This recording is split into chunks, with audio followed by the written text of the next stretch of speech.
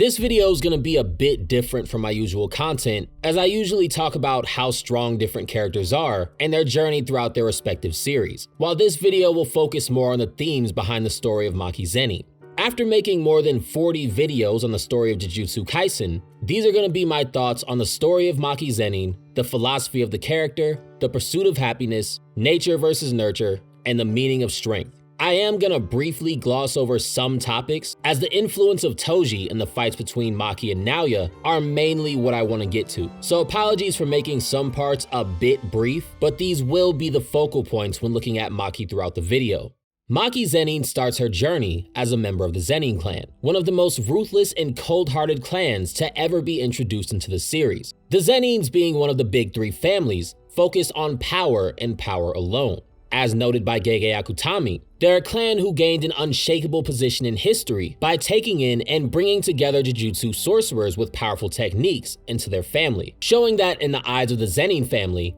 power was everything, and those without it were nothing, making it so that there was a clear hierarchy and a sense of who mattered and who didn't in the grand scheme of how the clan operated. This would play a critical role in the development of Maki's character, as when citing the author, there's a quote about the Zenin family saying that if you're not a Zenin, then you're not a sorcerer, and if you're not a sorcerer, then you're not a human being. I think it's critical to note this, as with the Zenin family's heavy focus on strength through curse energy and curse techniques, Maki, being someone who's well known for lacking both of those things, was treated differently than many of those around her, making it so that one of her biggest goals in the entire series would become heavily centered around gaining more strength. This is even depicted by Maki's later years as a member of the Zenin clan's military, where she was said to be a member of the Kukuru unit, a part of the Zenin clan's military despite not being a man, as men had to join. This means that Maki likely joined the Kukuru unit of her own volition, who were said to train day and night in martial arts in order to hone their abilities, showing that even before becoming a member of Jujutsu High, growing more powerful to challenge the Zenin clan was already on Maki's mind. This can be directly tied back to Maki's childhood, where there were whispers about how Maki and Mai didn't have high potential as sorcerers, where they were even blamed directly by their own father as being the reason why he didn't become the Zenin clan head, due to them being worthless children. Both Maki and Mai already being relegated by those around them to living life as servants before they even came of age, something that Maki was clearly deciding to rebel against, with Maki seeing the distaste that the Zenin clan had for her and her sibling.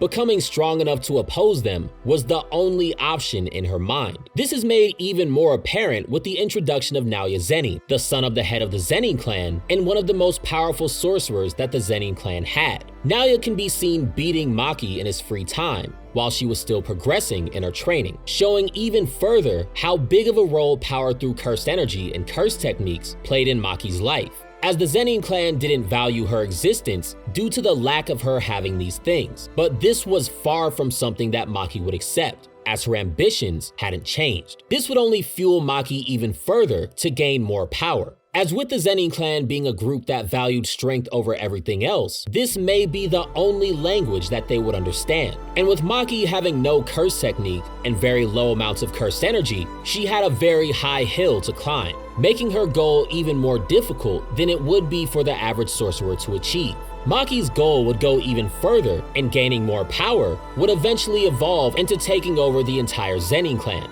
as hearing about the Zenin clan's insistence on devaluing the lives of her and her sister began to weigh on her, making it so that Maki's goal wouldn't only be for herself, but to turn the entire Zenin clan into a place where Mai would belong. Although this was only the beginning of Maki's journey. After years of preparation and training, Maki finally made her decision to leave the Zenin clan, telling the head of the Zenin clan, Naoto Zenin, that once she returned, she would take his position as the Zenin clan head, setting off on a journey that would send her head first into a world of cursed spirits in order to gain even greater ability, starting off on a journey that would heavily define the rest of her life, as this is what she would live most of her days fighting to achieve. As she sets out into the world of the Tokyo Jujutsu school, Maki has a clear pursuit now, that being to gain enough strength to stand head over the Zenin clan to the point where she's so powerful that none of them can contest her rule, as any other way would simply lead to a rebellion from Naoya Zenin and anyone with his same frame of mind,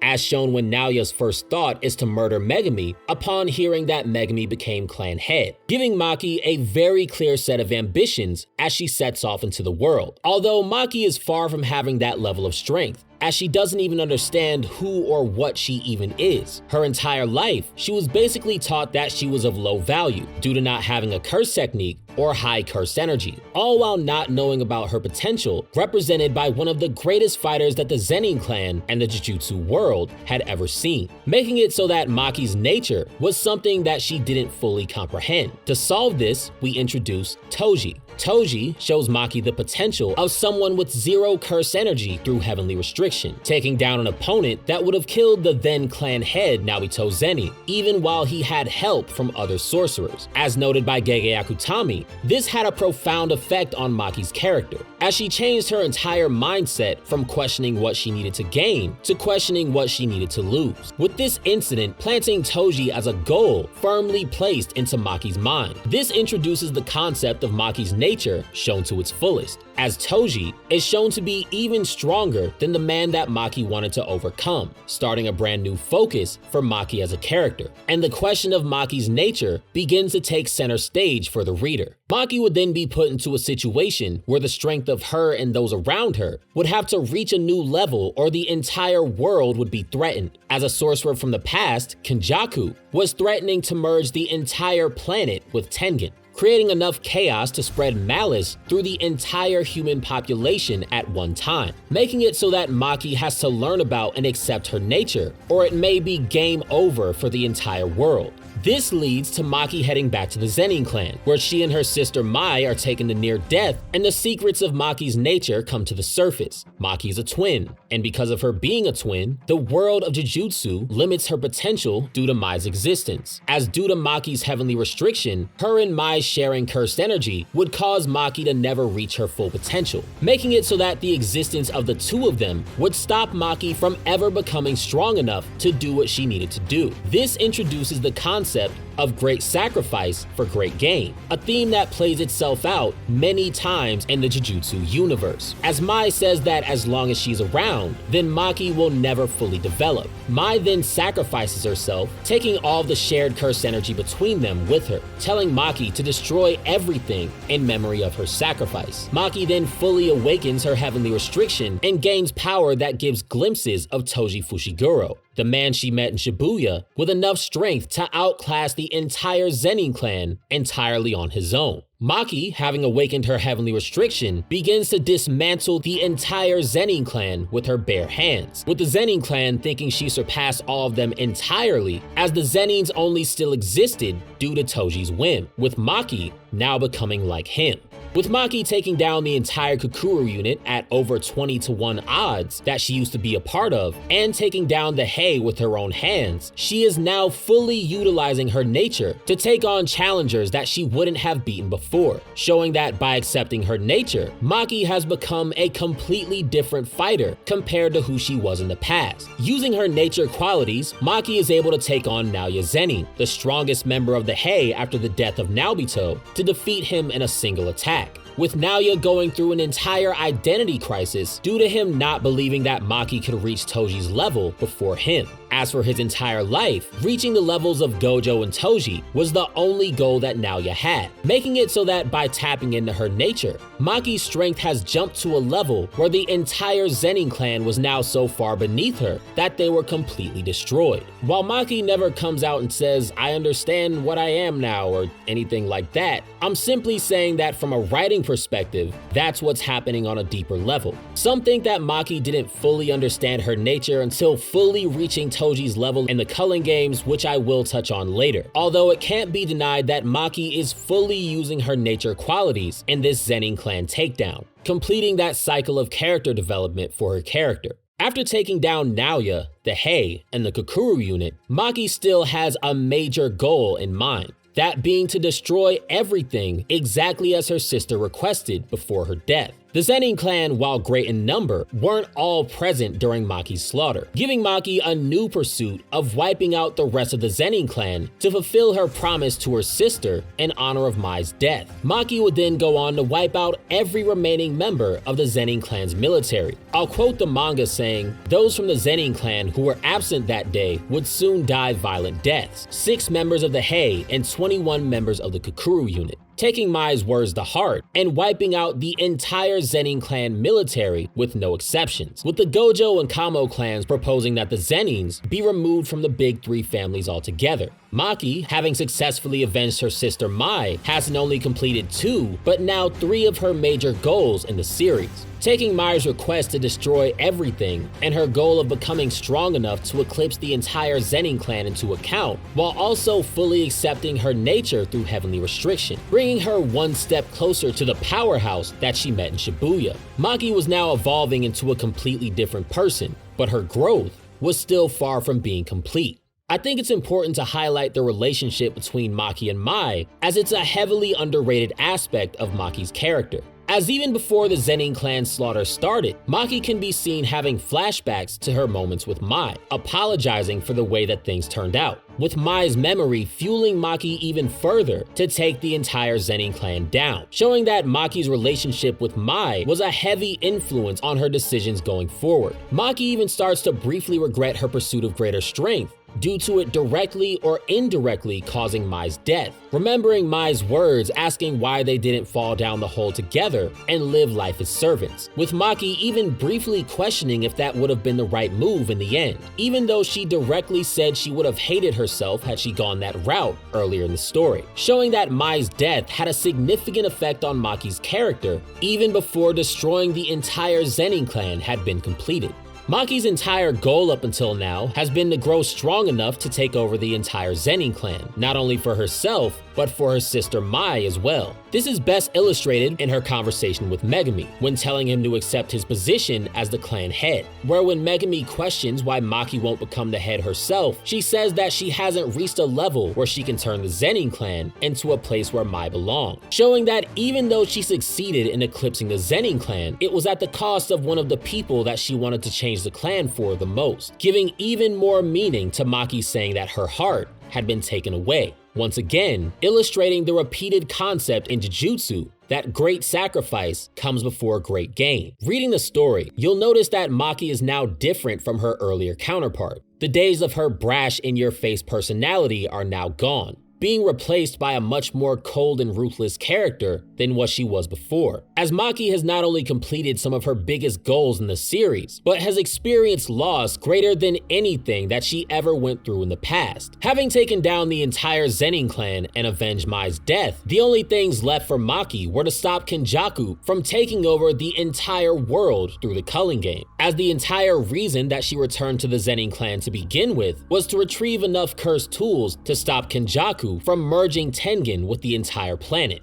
as the culling games were still very much underway, leading to Maki being needed elsewhere, bringing an end to the path that Maki set out on in the beginning of the series. On the surface, it would seem that this ended Maki's path of self-discovery, as she's now far more set into who she is. Her journey of wanting to prove herself by surpassing the entire Zenin clan and the pain of avenging her sister had been completed, leaving her character as one that's set to be an asset to others rather than having as big of a path to continue on with her own story. Or at least that's how things seemed until her past began to resurface. A main enemy from Maki's past, Naoya Zenin, came back to life as a vengeful spirit, as Maki notes that Naoya's return is due to him being killed without cursed energy, and his massive resentment towards Maki before his death, as Naoya was killed by none other than Maki's own mother, after barely surviving his injuries from facing Maki, leading to a far stronger version of Naoya coming back from the dead to face Maki a second time. Maki, even with all of her nature, is no match for vengeful spirit Naoya, who's far stronger than his human form,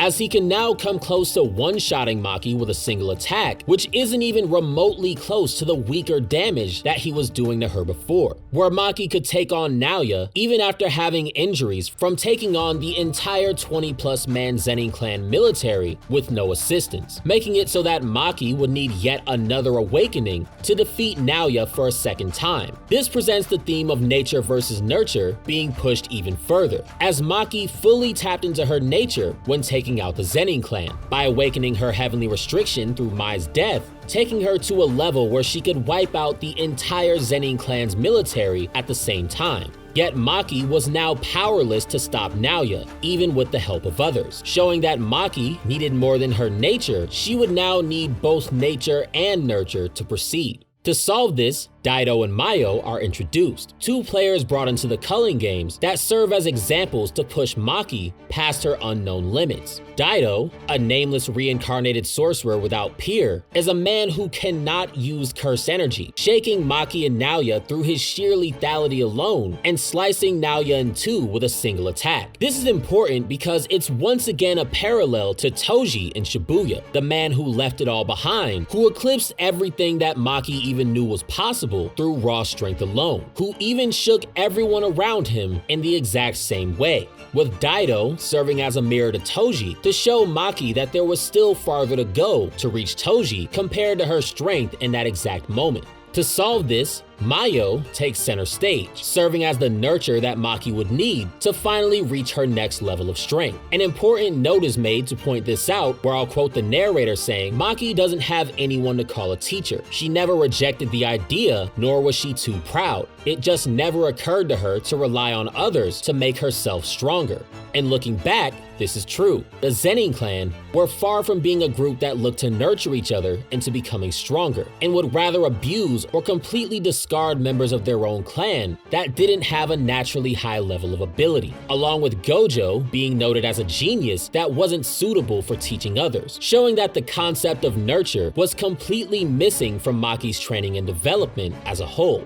Mayo would then point out Maki's flaws that she was completely unaware of, as no one had ever made this clear to her before. Through her mission to surpass the Zenin clan and her focus on Mai, Maki had become so wrapped up in other people that it was restricting her from reaching her full potential. This would then take over 1,000 matches between the two of them for this to be beaten out of her within less than a minute in the real world, where once she returned, Maki evolved and completely transcended anything that she was before. Now being equipped with both nature and nurture, her mind was free, putting her at her best, as Maki herself described. Maki, now being equipped with both nature and nurture, has become a completely different person than she was before, to the point where even both Daido and Noritoshi say that she totally changed within a small amount of time, as Daido mentions that Maki has suddenly grown compared to who she was before, giving credit to Mayo as something has clearly happened inside of his domain, showing that Maki's acceptance of both nature and nurture hasn't only caused her to grow in her own eyes, but is visible to those around her as well. Maki, having had her second awakening, is now so fast that Naoya doesn't even understand what's happening, as he rips through the city around him in an attempt to catch Maki, saying that he couldn't even catch her, even though there was an obvious difference between their speed before. This gap that Naoya mentions being a direct reference to Naoya blitzing Maki before she transformed, which she is now completely unable to do, as through her awakening, Maki has now become completely different than those around her, being able to see something that only herself and Toji could see, putting her on a completely different level than she was before. Naoya then transforms even further to push himself beyond his previous state, and taps into a domain expansion that could even take down Daido and Mayo, Maki's examples of growth from before, with Maki having fully accepted both nature and nurture, defeating Naoya with the same blade that Toji used before his death, with the story itself saying that Maki is now on the exact same level as Toji Zenin,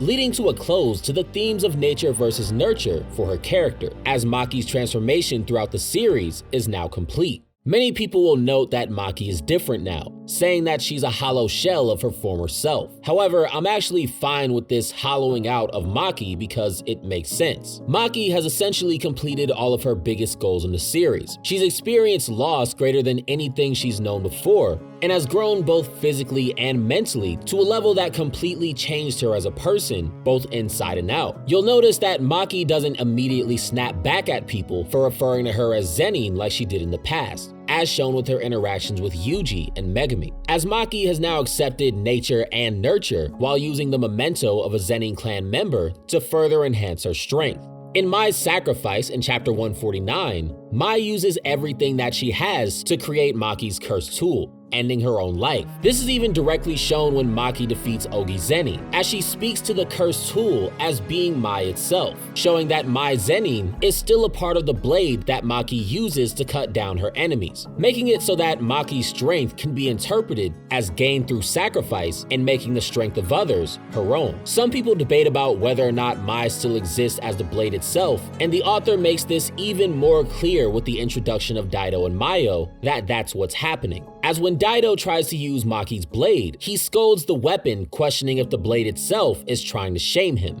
This is expanded on through extra material for the series as being because Mai's will still exists inside of the blade and was resisting Daido, showing that Maki's most powerful cursed tool is quite literally an exertion of Mai's will, with Mai's sacrifice being what was needed for her to tap into her heavenly restriction, making it so that Maki's strength quite literally comes from sacrifice and making the strength of others her own. This highlights understanding Naoya as being even more important when looking at Maki's story, as the level of analysis that people give Naoya quite often is shallow, as many people see Naoya's words and actions with the way that he treats Maki and Mai throughout the series and simply write him off as an unlikable character. I think this is an oversight when it comes to looking at the story that's being told between Maki and Naoya, as this once again causes people to overlook the purpose of Naoya's character and what he represents, as simply ignoring what he brings to the story because of his personality can cause you to miss the concept behind his character. Naoya has essentially been one of Maki's greatest stopping points in the series from the very beginning of her journey, having bullied and even antagonized Maki before her journey outside of the Zenin clan even began, which he was ready to continue doing as he believed that nothing changed when she returned,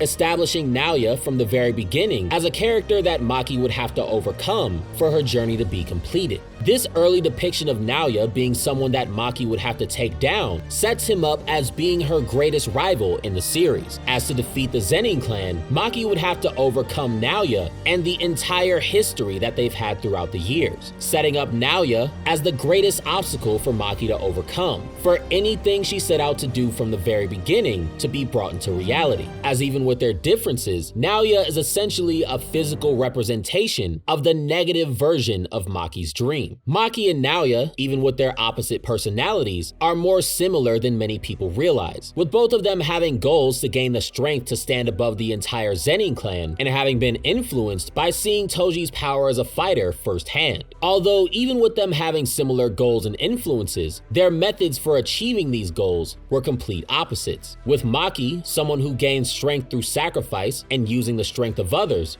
being put up against Naoya, who fully believes in the strength of the individual and devaluing others to achieve his own goals. Maki's journey is best personified by her appearance after her awakening, being almost a mirror image of Toji, the man with the power to do exactly what she set out to achieve, who Naoya had been chasing the ghost of throughout his entire life. While Naoya's focus on the individual and distaste for those around him led to his grotesque appearance as a vengeful spirit, as him constantly ruining the lives of others and his hatred for those around him led to him being turned into the physical embodiment of overflowing human negativity, symbolizing that Maki's journey was the path that would bring her closer to Toji, while Naoya's path was that of a monster in human form. This sets up the fight between Maki and Naoya as not only one of raw power, but one of a message where their journeys clash against each other to see who was right in the end, as the fight between the two introduces the concept of the meaning of strength. Strength being the collective results of the journey a character has been on throughout their lives. If the character followed the right path, then they would be strong, setting up the clash of the two journeys of Naoya and Maki as a clash between two different paths in life to see who was truly right in the end. Naoya, in a power sense, is essentially the negative version of what Maki wanted to achieve, a man who stands head and shoulders above the Zenin clan with the power to become the clan head, who even after his death has achieved an even greater level of strength to eclipse that altogether, making it fitting that Naoya is her greatest rival to close out the development of Maki's character. Naoya's journey is personified as someone who was always destined to stand above the Zenins from the time that he was a child, a boy who was born as a prodigy even among one of the most powerful families of all time, with a curse technique and the potential to become one of the greatest fighters that the Zenin clan had ever seen. Naoya can be interpreted as a polar opposite of Maki, someone who had everything going from him from the very beginning, as opposed to Maki, who was at the very bottom of the Jujutsu world from the moment her journey began. With each of them having similar goals to stand above the Zenin clan and reach the realm of Toji, there is no greater opponent for Maki than Naoya to illustrate her growth throughout the series. Maki, through the sacrifice of Mai and the help of Daido, Mayo, and Noritoshi, overpowers and defeats Naoya, as Naoya, even in the end, refused to acknowledge anything other than individual strength, while Maki achieves strength through sacrifice and using the teachings and strengths of others. Maki defeating Naoya in this way shows that Maki's journey overpowers Naoya's journey, as Maki has now found her answer to the meaning of strength. Maki's answer to the meaning of strength is that through sacrifice, one becomes strong, while making the strengths of others your strength will lead to you being more powerful in the end. And looking back through Maki's journey throughout the series, this is true. Without the sacrifice of Mai Zenin, Maki never would have awakened her full potential. And without the teachings of Daido and Mayo, Maki wouldn't have reached a level to completely eclipse Naoya and reached a level of Toji Zenin, making it so that Maki's meaning of strength is personified through her growth from beginning to end. This can even be seen in the way that Maki defeats Naoya after he becomes a vengeful spirit, with Maki shedding away her mental barriers and using the strength of others to take Naoya down, with Daido literally sacrificing his own hands to allow Maki to exorcise Naoya, as even though she had become as powerful as Toji, had Maki become an unstoppable powerhouse that wiped out Naoya on her own, it would be a complete contradiction to her entire journey throughout the series so far, showing that Maki won against her greatest rival in the series, using the same methods that got her to that point from beginning to end. And at the end of the day, a monster like Naoya isn't who Maki set out to be anyway. As shown through her conversation with Megumi, Maki's quest for greater strength has always been for the sake of helping others, using her strength to get rid of those that she views as unnecessary evils, like Naoya and the Zenin clan. She doesn't want to be, nor will she ever be, one of the monsters that the Zenin clan created, for that is her greatest strength.